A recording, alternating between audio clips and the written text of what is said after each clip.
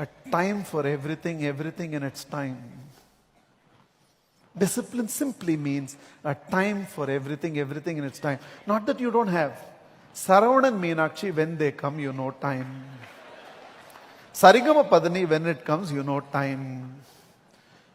Arnab Goswami, what time you will come, you know the time.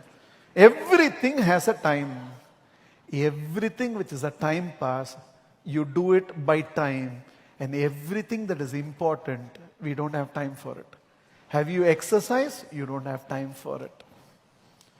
To repair this heart, depending on where you go, cost a few lakh of rupees. To stolen kidney, chori ka mal, it's worth several lakhs. The Creator has given you this immaculate body and has only one request to you. Can you take care of it? You don't have time for that. You're so busy. Few minutes of silence every day. People don't have time to meditate. They're very busy. If I tell you I can get you an appointment with the President of India, will you say I don't have the time? If I tell you I will get you an appointment with A.R. Rahman and you can have a one-to-one sitting with him, will you say you don't have the time? Meditation is your appointment with God and you don't have time for God, is it? You all have become so busy that you don't have time to be with God. All your disappointments in life is because you no more have an appointment with God. We don't have time to pray. We don't have time to worship. We don't have time for silence. For everything that is not important, we have time slots. For everything that is important, we are saying we don't have the time. What is discipline? Discipline simply means I identify what is important for me in life.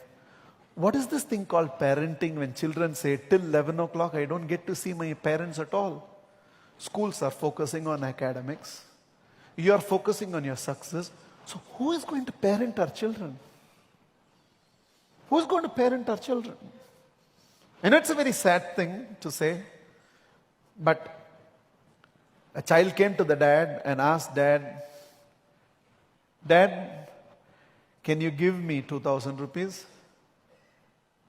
And he was busy with his laptop. So where's the time? So he just snatched a 2,000 rupee note and gave it to him, gave it to the child and said, it's okay, have it.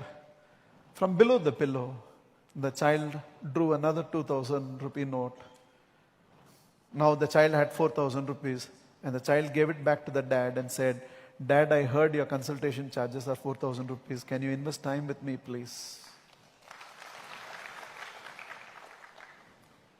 For a client who is willing to give you a 3,000 rupee profit, you have the time.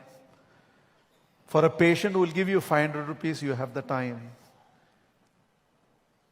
And our children, in spite of having parents, have become moral orphans because there's nobody to tell them what is right and what is wrong. We are not having meaningful communication with them anymore.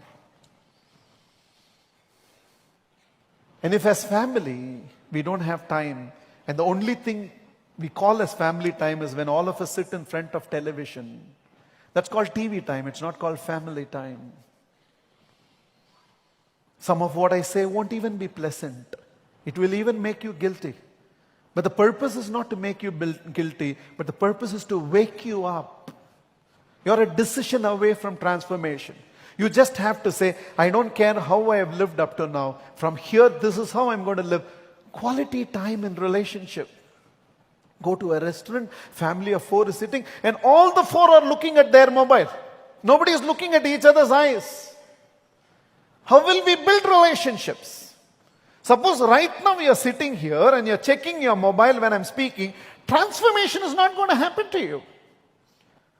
And suddenly when this child at 16, and either needs psychiatric help or has taken to drugs or won't listen to you anymore or practicing something which does not suit your family values, and you have no say because you were not there for your children when they needed you, so today they don't listen to you. There are 2 ways to get transformed in life. As a country, as a society, as an individual, there are 2 ways to get transformed in life. One, When life is still going comfortable, get transformed. There is no price to pay. Or life will transform you by giving you a slap. Life will change you. A social unrest will happen and a country will get transformed. A social revolt will happen and the country will get transformed. Today when I'm telling you exercise and you're still breathing and vertical and you're okay, if you exercise, you take care of it. In the comfort of your life, you don't exercise and you ignore and push and ignore and push, ignore and push. One day you will sweat, one day there'll be slight pain and you'll go, doctor will do certain checkup and tell you embroidery has to be done. And after embroidery is done, from the next day, with sorbitrate in one hand and your heart in the other, you'll go for morning walk. But right now you're exercising to delay death. Right now you can exercise to become healthy. If you wait till then you will only exercise to take. This is about everything.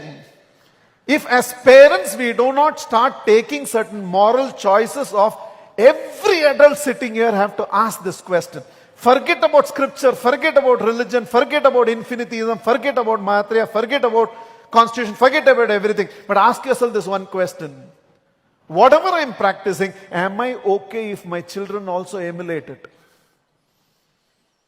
Whatever I'm practicing, whether it's cutting a signal or drinking or habits or extramarital relationship, you have to ask yourself this question. Whatever I'm practicing, is it okay if my children also pick it up? If the answer is no, then the transformation has to start with you.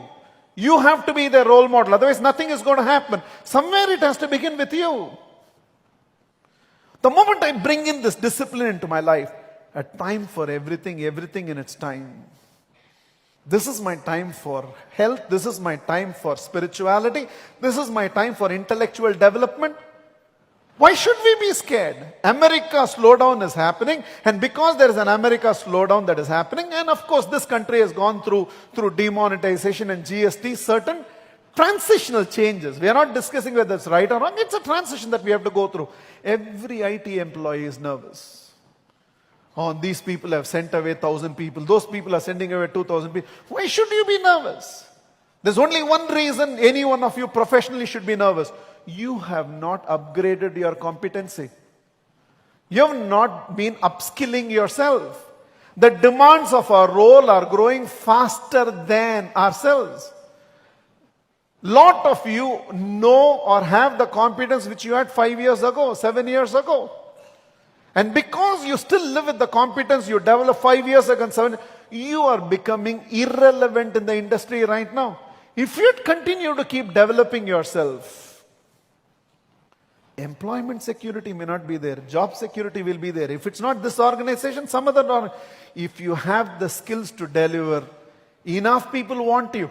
Look around and ask enough people. How many of them are still looking for capable leaders? A lot of them are looking for. Am I skilled enough for that position is the question. So how am I upgrading myself? A time for everything, everything in its time. 1 hour every day for developing my skill sets. Half an hour every day for my spiritual practices. 1 hour every day to take care of my health. At least an hour of quality time with relationship that matters to be the most. And quality time is time when technology is not intervening to the time we have with each other. If technology is on, that is not called quality time. It's called technology time. And small initiatives here. A give up here and a go up there. You know, what a life all of us can live.